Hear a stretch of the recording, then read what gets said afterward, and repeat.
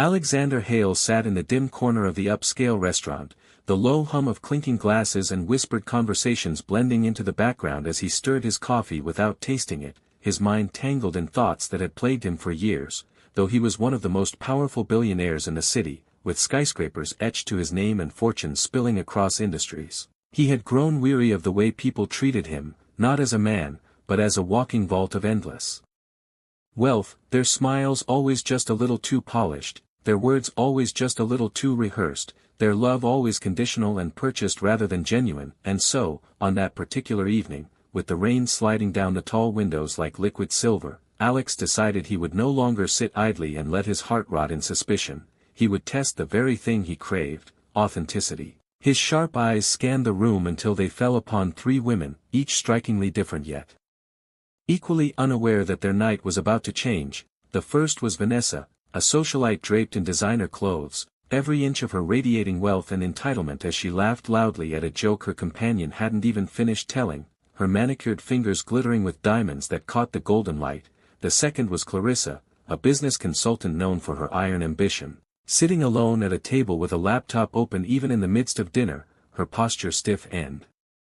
calculating as she typed away, her eyes scanning numbers with the hunger of someone who could smell opportunity in the air. And finally, there was Emma, a young waitress with her hair tied back in a messy bun, her uniform slightly worn, her hands carrying trays heavier than her small frame should bear, her tired eyes soft yet determined, moving from table to table with a quiet grace that made Alex pause longer than he expected, for in her he saw not greed or ambition but resilience, the kind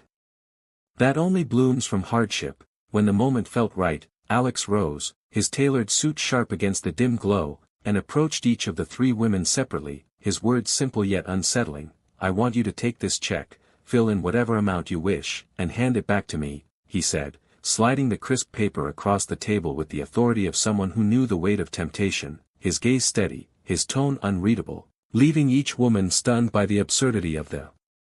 request, yet equally curious about the man making it. Vanessa's lips curled into a delighted smirk as she snatched the check like a prize. Clarissa adjusted her glasses and regarded it as though it were a business proposal to be calculated, and Emma froze, the pen trembling in her hand as she glanced between the paper and the stranger, unsure whether this was kindness, a cruel joke, or perhaps something far more dangerous. And as Alex returned to his seat, folding his hands before him, he watched them closely, his heart pounding not with fear of losing money he had more than he could ever spend, but with the hope that for once, perhaps tonight, he might finally see the truth about human nature written not in words, but in choices. Vanessa was the first to act, her laughter ringing across the table as she twirled the pen between her perfectly manicured fingers, her eyes dancing with greed as she leaned back in her chair and declared with a wink, "Finally, someone who knows my worth," before scrawling a figure so obscene across the check that even the waiter walking past paused at the sheer audacity of it. Her confidence so blinding she slid the paper back with the flair of a queen bestowing mercy on a subject, convinced she had proven herself irresistible. Meanwhile, Clarissa studied the blank check like it was a contract written in invisible ink, her calculating mind already working through scenarios as she tapped the pen against her chin, her ambition whispering that she could write down an amount high enough to fund the business expansion she had been dreaming about, but not so high that she appeared greedy, because appearances, she believed, were everything. So after a long pause she wrote a number that would secure her future but still cloak her in an illusion of restraint, then handed it back with a self-satisfied smile as though she had just outsmarted a powerful adversary. But Emma sat frozen, the pen shaking in her hand as her heart thundered against her ribs, because the possibilities screamed inside her mind: her mother's rising hospital bills, her brother's tuition hanging by a thread, the countless nights she went without food just so her family could eat, and all she had to do was write a number, any number, and those problems could vanish in an instant. Yet something deep inside her wouldn't let her do it, something that reminded her of her late father's words: "Real dignity can't be bought, not even if you're starving." So she swallowed the lump in her throat and looked at Alex with eyes that shimmered from both exhaustion and defiance, whispering, "Sir, I can't take this. It doesn't feel right to accept something I haven't earned." And instead of filling the check with digits, she wrote only 6 words: "Thank you, but I choose nothing."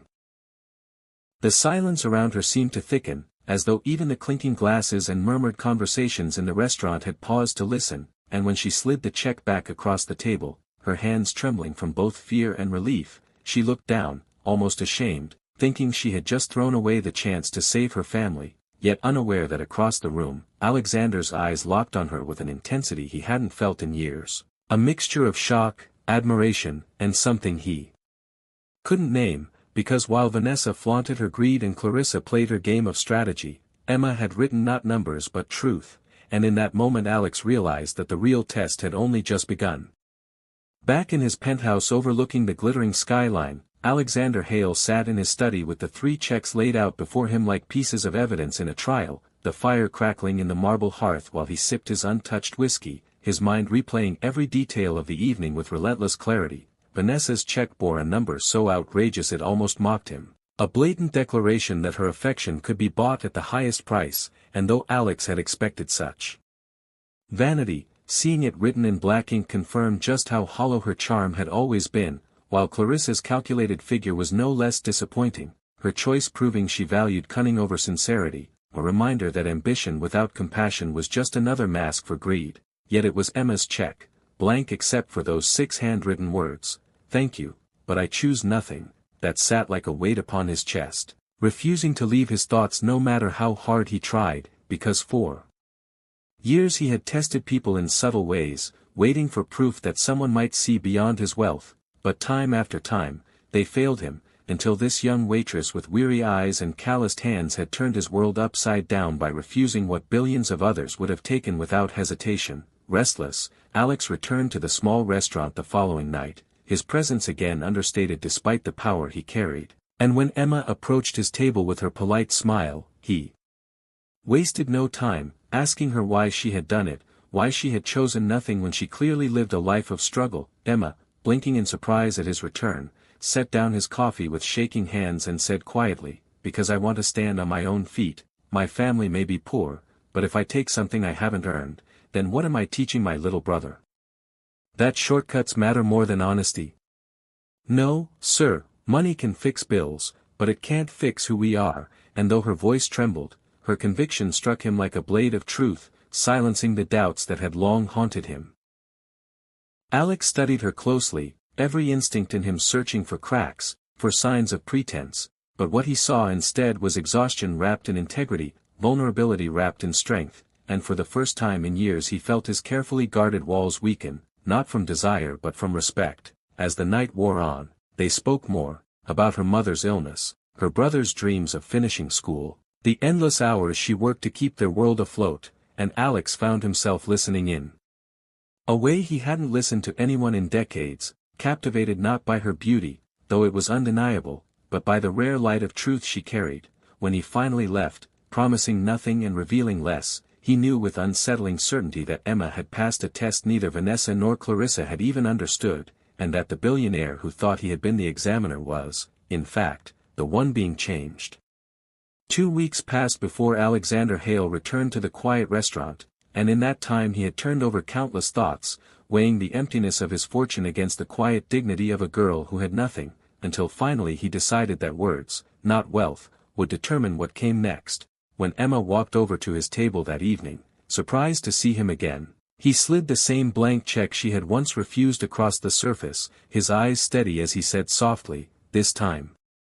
don't write numbers, just write what you truly want most in the world." And for a long moment she stood frozen, torn between fear and hope, the pen shaking in her hand as the weight of her struggles pressed down on her shoulders, but then her heart guided her, and with slow deliberate strokes she wrote a single line, "All I want is for my mother to get better."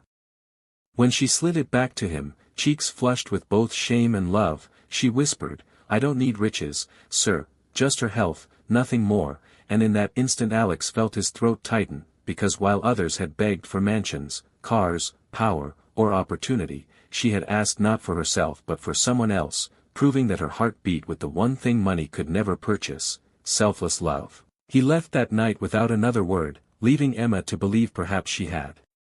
embarrassed herself, but 3 days later she returned home to find her mother's hospital bills paid in full, her treatment extended by specialists whose fees she could never have imagined affording, and when she pressed the hospital staff for answers, they only smiled and said the debt had been cleared by an anonymous donor, though in her heart she already knew the truth. Trembling, Emma rushed to the restaurant and found Alex waiting for her in his usual corner, this time without the mask of detachment, his voice softer than she had ever heard when he admitted, "You reminded me of something I'd forgotten. That love, sacrifice, and honesty matter more than everything I own," and though his wealth still loomed like a mountain behind him, he seemed suddenly human, vulnerable, even lonely. Emma blinked back tears, overwhelmed not by the realization of his fortune but by the rare sincerity in his eyes, and for the first time she understood that the test had never been about money, it had been about truth, about revealing what each person valued when given the power of choice. As she sat across from him, her hands trembling, Alex reached forward and said gently, "You didn't just pass my test, Emma, you changed it." And in that quiet exchange, a billionaire scarred by greed and betrayal found redemption in the simplest words ever written on a blank check, while a humble waitress discovered that her honesty had touched a heart she never meant to move, and both of their lives, though worlds apart, were forever altered by what she chose to write.